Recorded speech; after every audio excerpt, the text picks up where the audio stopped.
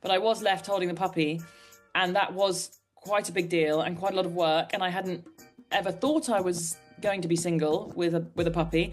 And so really the book is about the beginnings, you know, the picking up of Dennis and the lovely bit and Mike still being around and us being madly in love, the breakup, and then how Dennis really got me through the hideousness of that breakup. I did start thinking slightly, what is wrong with me? I had relationships in my 30s, but none that until I met Mike, none that I thought would be forever.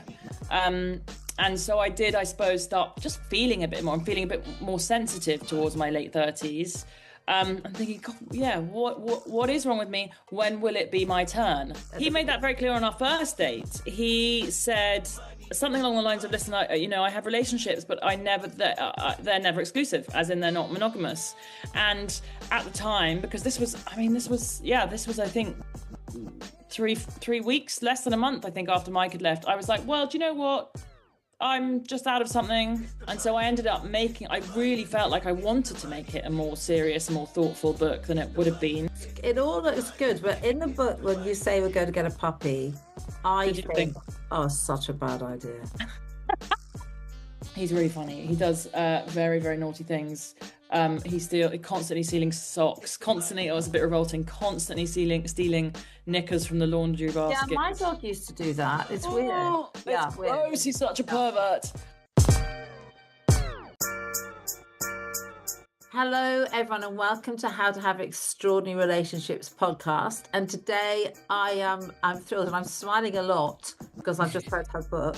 I'm with author and journalist Sophia Money-Coutts.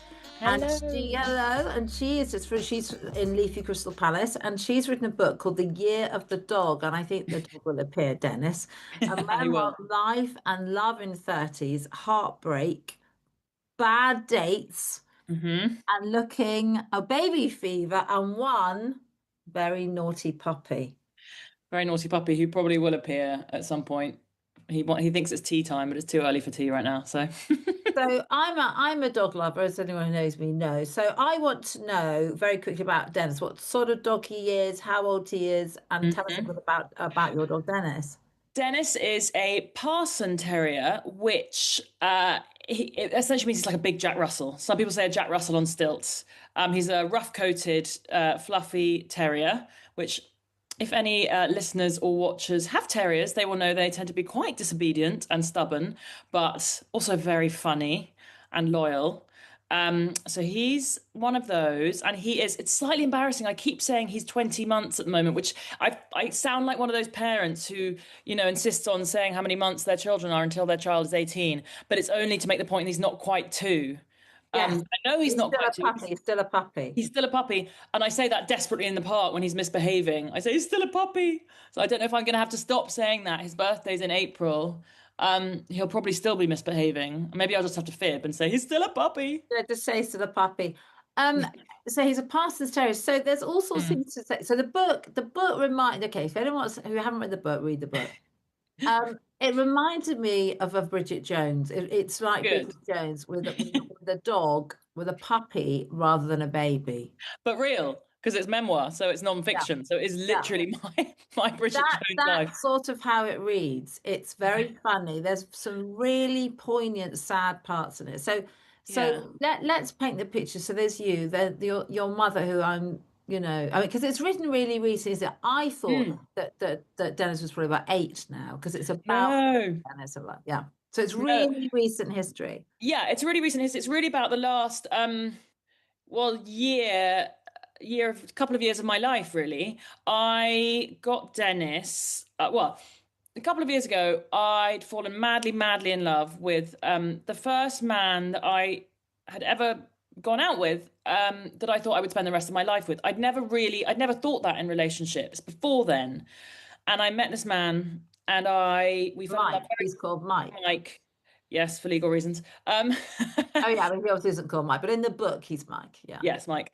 And we fell madly in love very quickly. And he had been about to get a dog before we started dating. He was slightly older than me. I'm about to turn 41. He was a bit older.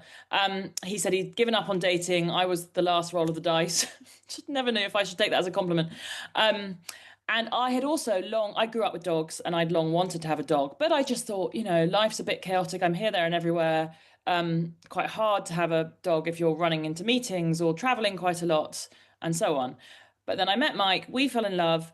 I have this big ramshackle flat in Crystal Palace with a big garden, and we decided, well, we thought, why not get a dog? I mean, he was always going to be mine, but it was sort of a joint enterprise. So I found this litter of terrier puppies. My mum has had Parson Terriers. That's why I wanted to get a Parson Terrier because, I just knew the breed and knew how naughty they are. So then Mike and I find this litter and we go up to collect Dennis. That was June 24, so a year and a half ago. And it's all lovely and wonderful, although puppies quite hard work. Again, some listeners will probably appreciate that. All the books say it's hard work, but I will say I don't think the books totally prepare you for quite how challenging it can be. And then 3 months after that, after picking up Dennis, the puppy, Mike left very suddenly, having talked about spending the rest of our lives together, having talked about the possibility of children, having said that he'd never been in love like this before, etc., etc. So I mean, 3 days before he suddenly announced he was leaving, he was talking to friends of mine about whether we'd end up retiring in Spain or Italy. So it was quite a shock to me, quite a Yeah, big huge blow. shock, huge shock. Yeah, because this was the biggest relationship I'd had. I was about to turn 40. I've been on the fence regarding the children question for a long time, but I did for the first time think, oh, I can see actually when you're so in love with someone, what a wonderful thing it would be to have a child with someone that you love that much. And then Mike left, and I was left, I always say I was left holding the puppy. Although I know it's annoying to compare babies and puppies. I find it annoying. I know they're not the same, but I was left holding the puppy, and that was quite a big deal and quite a lot of work. And I hadn't ever thought I was going to be single with a puppy. And so really the book is about the beginnings, the picking up of Dennis and the lovely bit and Mike still being around and us being madly in love, the breakup, and then how Dennis really got me through the hideousness of that breakup, and then my adventures in dating Yeah, which are with complete, Dennis. yeah, which are brilliant. So, I mean, people, it's at the beginning of the book, there's a bit about, quite a bit about, you're a very successful journalist and author, Thank you. very, traveling around, having your lifestyle, but your friends are sort of pairing off and having babies, and you felt, oh my God, it's never going to happen for me. Would that be Yeah, fair to say that? totally fair. I mean, really, as I said, I'm about to be 41. I think, as soon as you approach 30, particularly as a woman, or at least in my friendship group, that started happening. Everyone started getting engaged. And, I think one couple gets engaged, and then in my case, anyway, it starts happening pretty quickly. And for ages, or for a few years, I wasn't, not that I've ever been worried about it really. I mean, I always joke, I have quite a divorced family. Lots of people in my family are divorced. My parents separated when I was 8 and divorced when I was 10. I'm pretty comfortable with divorce. I've seen it and know that it is not the end of the world. So I've never been sort of desperate to get married or envisioned the big white dress and the day. So it didn't sort of unduly worry me. But then I suppose I did get towards my late 30s and turning 40. And as I said, it was more the question of children really at that point that I started thinking about more, and therefore I did start thinking slightly, God, what is wrong with me? I had relationships in my 30s, but none that until I met Mike, none that I thought would be forever. And so I did, I suppose, start just feeling a bit more. I'm feeling a bit more sensitive towards my late 30s. I'm thinking, God, yeah, what is wrong with me? When will it be my turn? And then Mike came along, and I thought, oh my God, it is my turn. This is what everyone else has had. and then and then it wasn't my turn, it turns out. So yeah. So no, I think that's totally fair that all my friends around me getting married and I'm sort of sitting there waiting. And did you think it's because what I'm just not the settling down type, or I'm not very lovable, or I'm too intolerant, or Maybe all of the above. I think I'm very independent. I think my job has actually made me quite independent. And I think the older one gets, the more independent one gets as Mm. well. And I like doing things sort of my way, certainly now. Um, and yeah, and I have a really great group of friends, and I haven't ever really felt lacking at all. Again, until my later 30s, when I did start slightly questioning more the children thing. I also will say I froze my eggs when I was 35 in Yeah, 2020 during the pandemic, which again, that sort of to me, it felt like it bought me some breathing space. You have to be quite careful when you talk about this because obviously egg freezing is no guarantee of babies down the line. But that helped me feel a bit more relaxed anyway in my mid 30s. Um, so I mean, it kind of all those insecurities about why you're not in a relationship. It sort of depends on your mood, doesn't it? Some days I think, oh my God, am I so unlovable? Is it because if I lost half a stone, would that help? All those very sort yeah, of yeah. womanly things that we worry about. Am I too intolerant? Yeah, a lot of that, but mostly I do believe that, I read this amazing book a few years ago actually about egg freezing, and it said something along the lines of um, on a planet of 6 billion people. So that tells you how long ago it was written, because I don't know what's the population. What are we Oh, now? no idea. Sorry. More than that, anyway. But this book I'm said, never gonna win a pub quiz with that question, but there you go. I Right. think is it more like 9 billion? Anyway, 9 billion? is Right, yeah. it? Oh Yeah, God, probably. readers, Anyway, listeners, lots sorry. of us. Send in your answers. Anyway, this book said on a planet of 6 billion people, not everyone can do things at the same time, and I found that very helpful because it's true. Why should we all be on the same timetable? Of course we're not. Yeah, The children thing is just more difficult, obviously, because to a certain extent, women do have to be on a yeah, timetable for that. yeah, So I have by and large been pretty relaxed with the odd moment of feeling low and vulnerable and thinking, oh, there must be something wrong with me. yeah. Um, But to not have then had. you meet Mike, and you meet Mike, and it's so lovely. He's older than you. Mhm. Um, we don't mind that, and No, it all looks good. But in the book, when you say we're going to get a puppy, I did you think, think? oh, such a bad idea. I think, why are they getting a puppy? It's going to ruin their relationship because they're so. But I love them. Mm, But if you, I mean, I've had puppies and children all at the same time, and in a way, it's easier. Well, it's easier because the puppy's at the bottom of the list, right? The it's puppy. chaos anyway. Yeah. So, Anyway, and also if the puppy whines at night, I just put my earplugs in and leave it. Right. It's different. well, Also, if I haven't had terriers. yeah, yeah, terriers are wonderful, but yes, demanding. I think I think the thing is, I feel quite grateful to Dennis now, because I think had we not got Dennis, we were really talking about, the possibility of babies. And there's a bit in the book, I think, when Mike says to me, we were at a family wedding, only a couple of months before he goes, and he says, well, we could not try.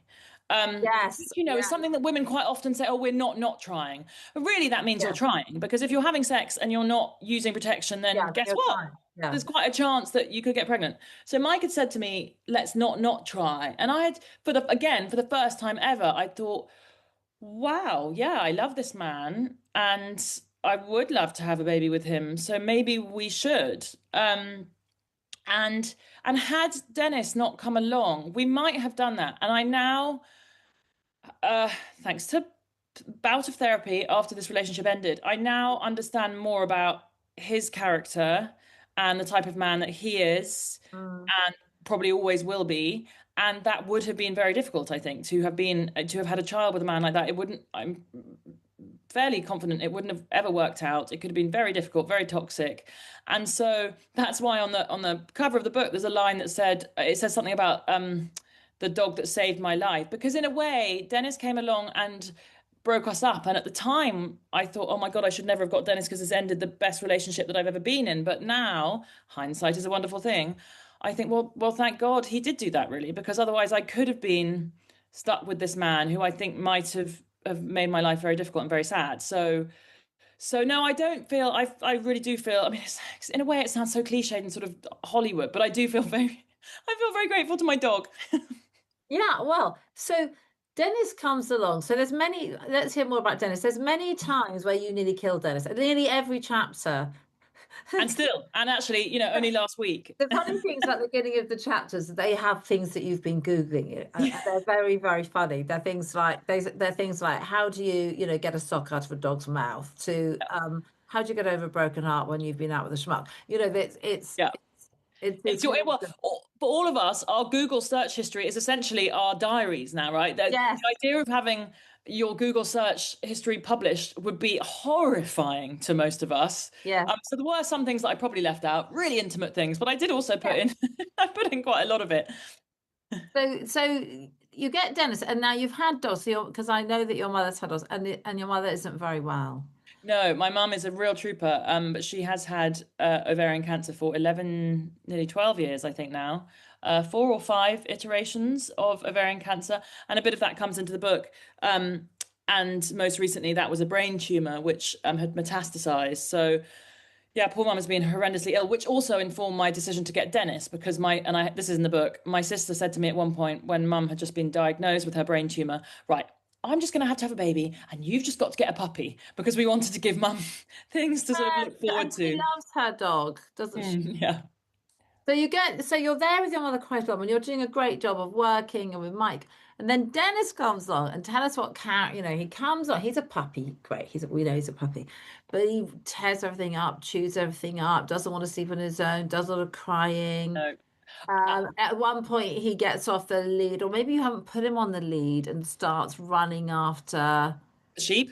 the sheep. And then there's the man that, then you're like, I'm not an idiot. Dartmoor. There have been Yeah. a couple of sheep incidents, which actually I have written about in my Telegraph column and got really angry letters from Telegraph readers. I do know, I grew up in the country. I do know that dogs should not chase livestock. On both those occasions, I had checked and checked and checked, and there were no sheep around me. And yet suddenly then in the Welsh case, a lone sheep appears, just typical.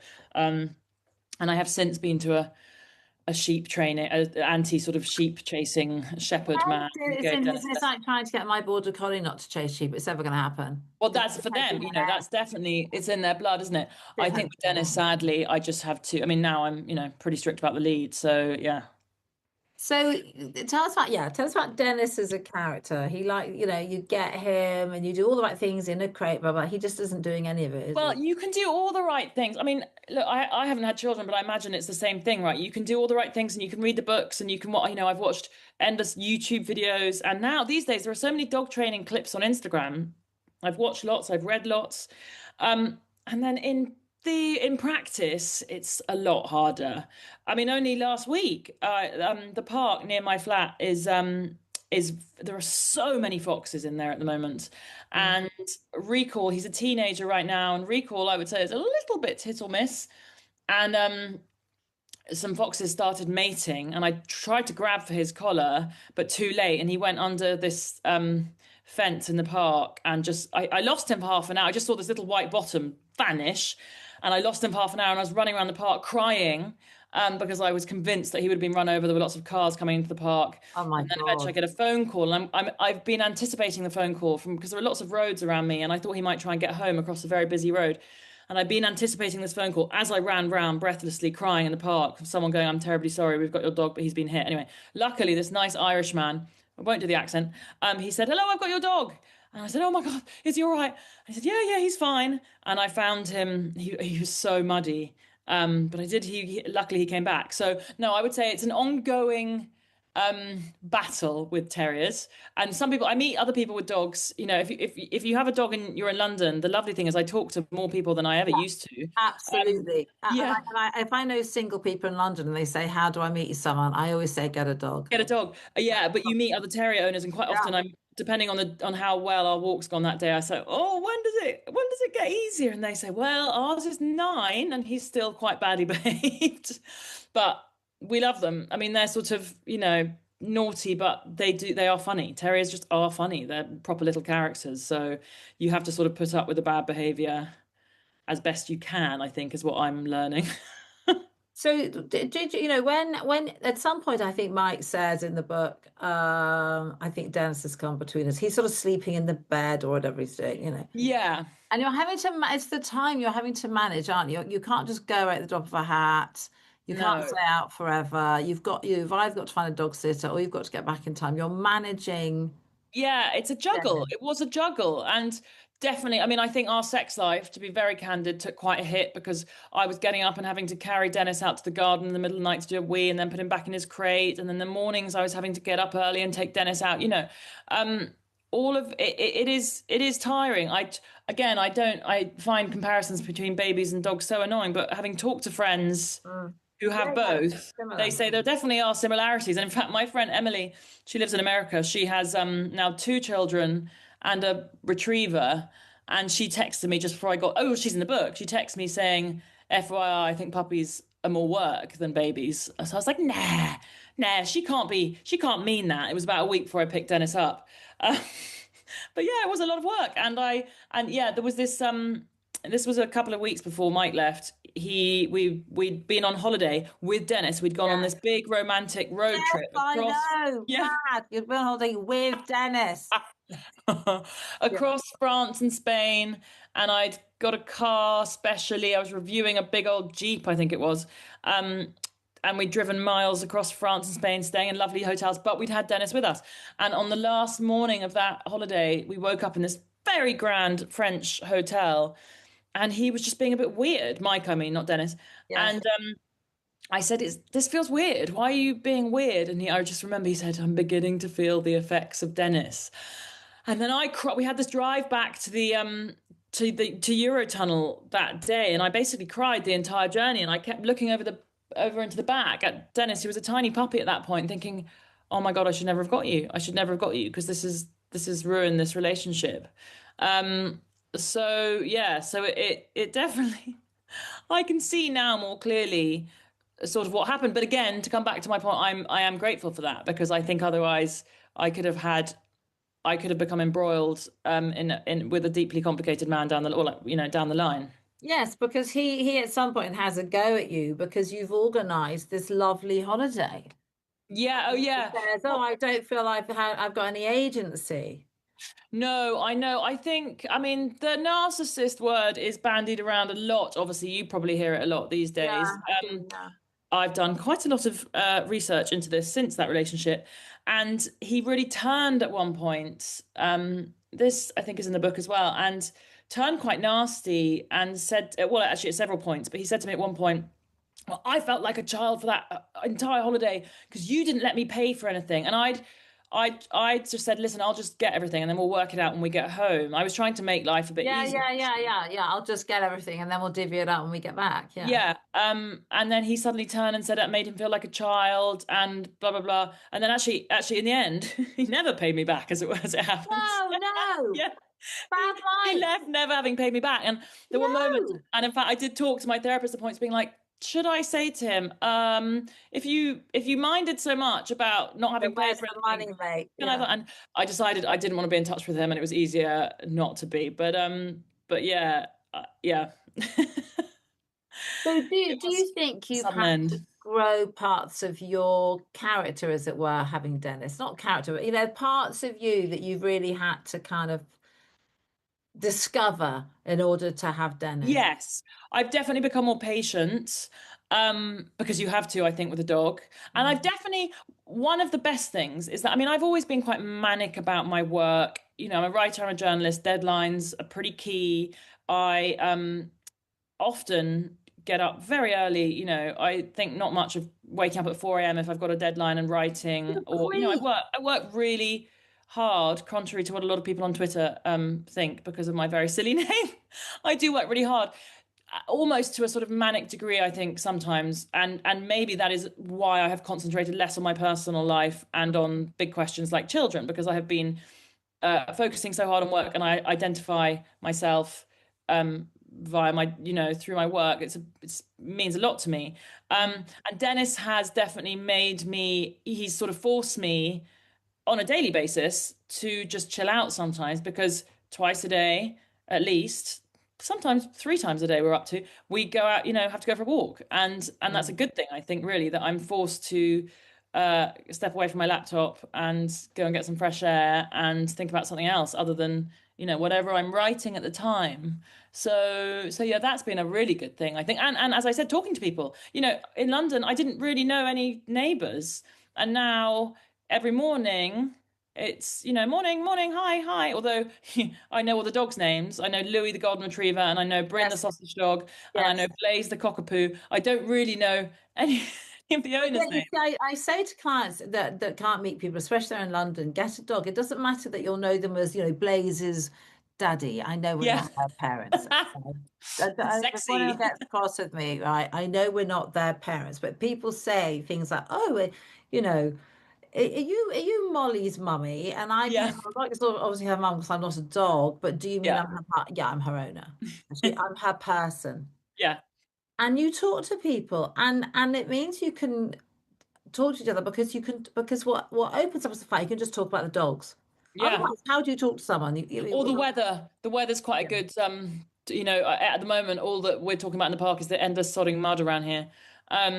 So that's yeah, and there were moments after Mike left and I would every morning have to get up and trudge around that park feeling very sad.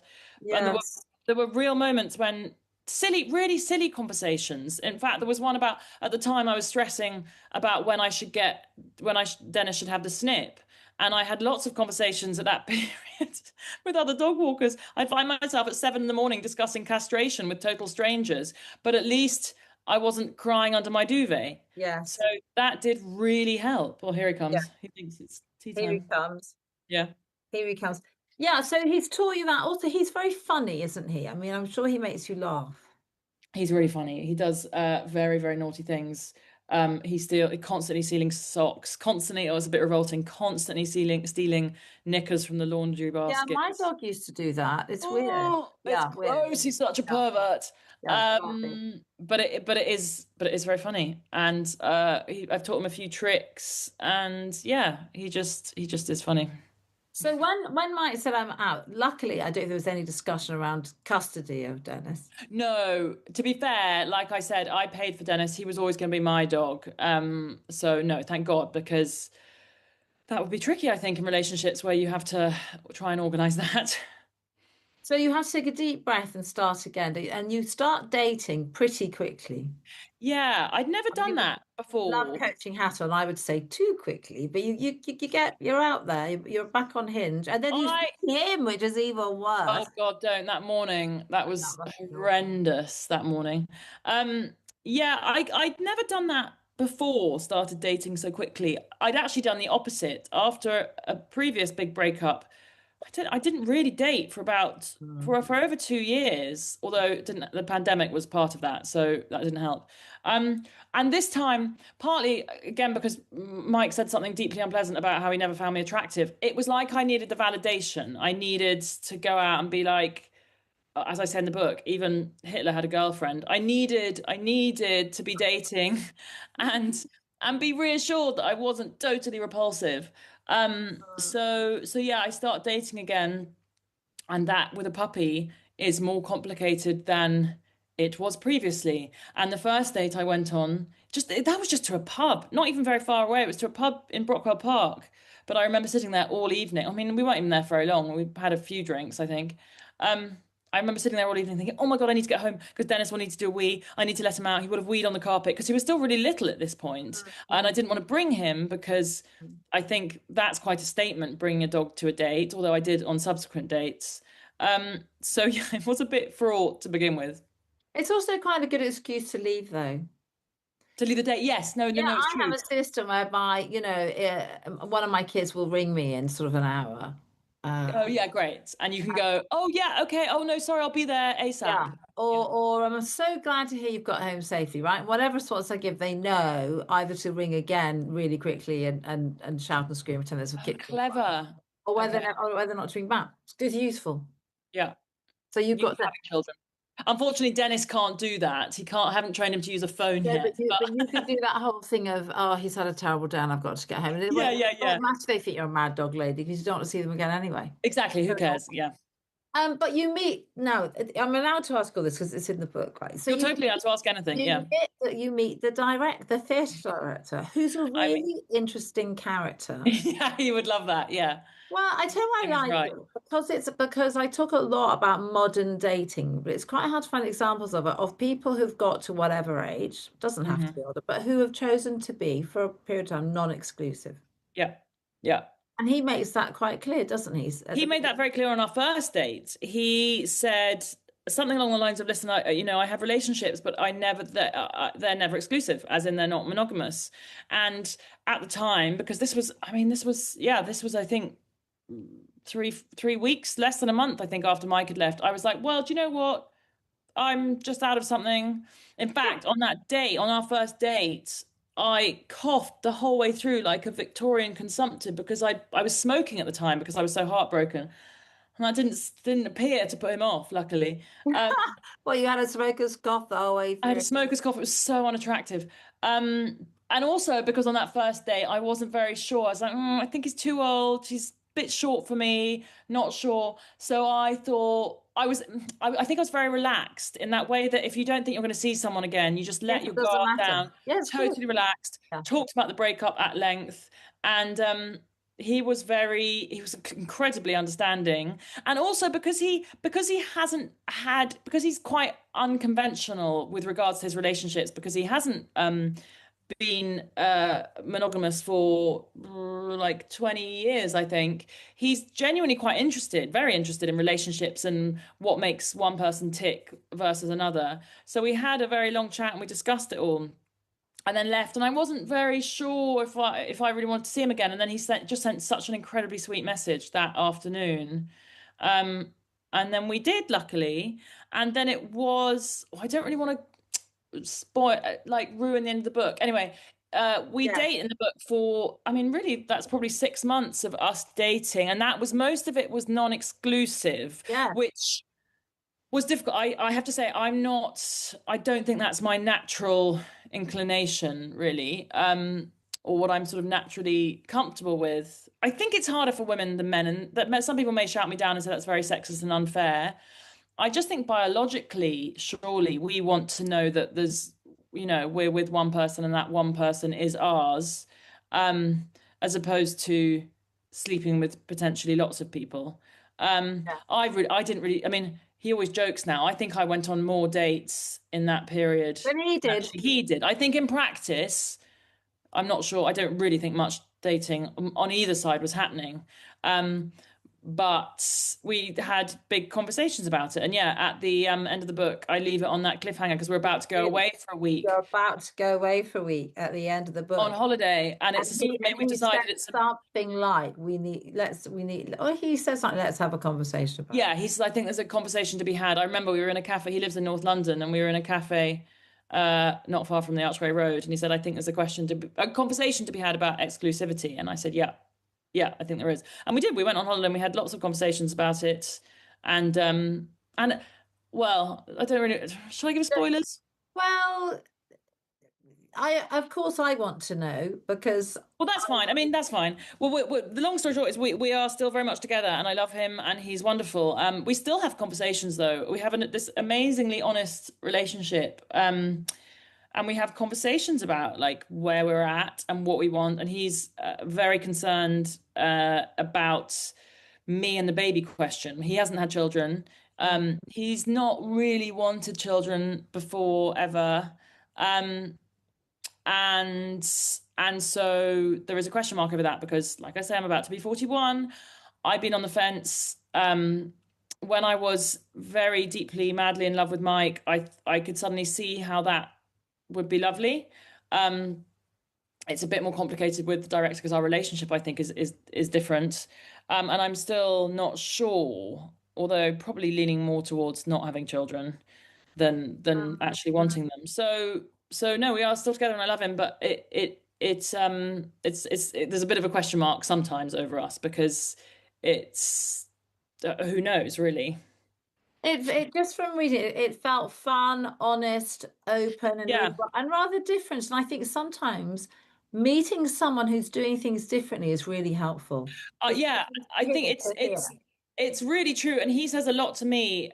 He's very perceptive in many ways. And he said to me not very long ago, he said, I think that the thing with you is that half of me is very conventional. I have some very conventional friends who are all married with two or three children. They lead, they quite sort of, I don't want any of my friends to hear this and sort of think I'm being negative, but quite sort of whose lives are straightforward, but more typical lives, Yeah, right? they're married with children and mortgages Married with still yeah. children, stable jobs, that sort of thing.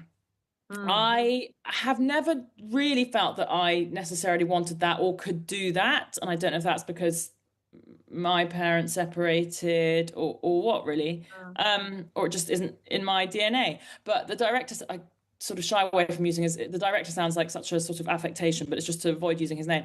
Yeah. He said to me the other day, some of you is very conventional and does think you want that, but there is a huge part of you that isn't. And that is very true. I can recognize that. Some days I think, oh goodness, why don't I have the life that looks like those friends? But most of the time, I'm really happy not to, and I'm doing my thing, and I'm a freelance writer who bumbles around with her dog and is really busy because I don't have children, and so I'm out a lot and I travel a lot, and I have this amazing life. It's just again, it sort of depends on my mood, if I have chronic PMT or not. And obviously you've got Dennis. Um, so number one, when you Mm, wrote the book, was it difficult to know what to include and what not? Because obviously part of the reason for the book is mm, the fact that you were heartbroken unexpectedly, yeah.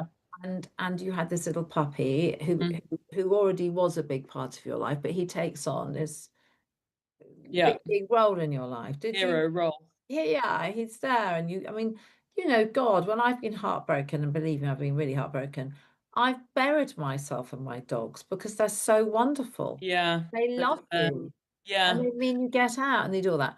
Did you think, oh God, if I write this book, I'm going to have to write about this man I'm going to call Mike, and he's going to be really cross with me? No, I didn't worry. To be honest, I didn't worry about that at all. I think because I've written first person journalism for knocking on 20 years, it didn't feel weird to me at all. Although, in fact, that the book was never really intended to be a sort of confessional memoir in the way that it has ended up. It was really initially, it was commissioned before Mike and I broke up, and it was commissioned as a sort of jokey downstairs loo book about the sort of hilarious mishaps of having a puppy. It was only after Ah, Mike left and I wrote a quite honest Substack piece about 3, 4 days later about how sad and heartbroken I was and what had happened. And then the Times bought that piece and ran that piece, and the reaction was so extraordinary. I got so many amazing messages from people that I then went to my editor at HarperCollins and said, listen, I want to make the book a bit more serious and address this situation in which I find myself in, and the fact that I'm turning 40 and single again suddenly, and the baby thing, and so I ended up I really felt like I wanted to make it a more serious, more thoughtful book than it would have been. But there wasn't really any point. I mean, I have changed obviously a few names, not just Mike's, but some of my friends. Because I'm very used to writing about myself. I'm very heart on sleeve. I put everything out there. I yeah, understand yeah. not everyone wants No, that. that's right. Sometimes we forget that. Yeah, I think it's very easy for journalists in particular to forget that. But no, I really loved actually. I do a lot of. I hope a lot of my journalism anyway is funny. That's my sort of shtick is doing very tongue-in-cheek journalism. But actually, the thing I loved about this book was I could be more emotional and honest and sad and vulnerable at moments, and I love being able to, in the good moments, I think, really brilliant writing. And I don't mean mine, I mean other people. I really recognize when someone can write, well, Nora Ephron could do this, be very honest about the bad and still funny about the bad moments in life as well as the great. I think that's a real skill when people can do that. So I hope I've done that in that book. And I really loved it. It was cathartic, it was like therapy, really, I think, for me. Well, I mean, it's very funny. It really did make me laugh. But also there are very, very poignant moments in it. And Jilly Cooper said it's absolute heaven, and we love Jilly. We love Julie. Bless Julie. I think that was her last. I think that was her last attribution. Attribution, is that the right word? No, blurb. Anyway, Yeah. yeah, Bless her. Um, so how's the reaction to it been? I know you've done some literary festivals. You came to yeah, Henley and did the Henley Festival. yeah. How's the reaction to it? How have people found it? Good. I think I've loved. I've got a lot of messages on Instagram and social media and emails from. What I've really loved is hearing from doggy people. Obviously, I did for before Christmas. I did tons of signings and signed a lot, dedicating a lot of them to people's dogs. It was sort Yeah. of great timing for that. But I've also tried to make the point throughout the process that it's not just for doggy people, and it is potentially for women my age facing the same questions. And I really have loved hearing from women who have found it helpful in that way and maybe less lonely because they've been in similar positions where they feel like they're the odd one out in their friendship group because they haven't met, their person either and haven't had children and are finding it difficult. So it's been great. Really, haven't had, there's been sort of no negativity that I can think of. And I also I just love, I mean, maybe it's my ego. I love knowing that I've sort of made people laugh. It's a lovely thing, really, Yeah, particularly no, at it is the a moment when the lovely. world is so grim. Yeah, it's a I lovely thing. do, I do love the fact that that this thing is out there. Dennis's endless mishaps, like oh god, that day in April. I've read that there's a section in April when he wheezes on a man's leg in the park. Oh, and that's the reading that I do at book events. I mean, he wheezes and poos on people's Oh God! carpet. But that's the only time that he's weed on an actual man's leg. So and that, normally gets a laugh at a book event. So it's a really nice thing to be able to go around, when there's World War III practically starting elsewhere and just talk about my mad, naughty terrier. Yeah, no, I get it. I get it. And I think it's also about, I think there's maybe times for nearly all of us where the future you thought you were going to happen and you wanted to happen, you think you wanted to happen, doesn't Yeah. happen Yeah. because of the actions of another person.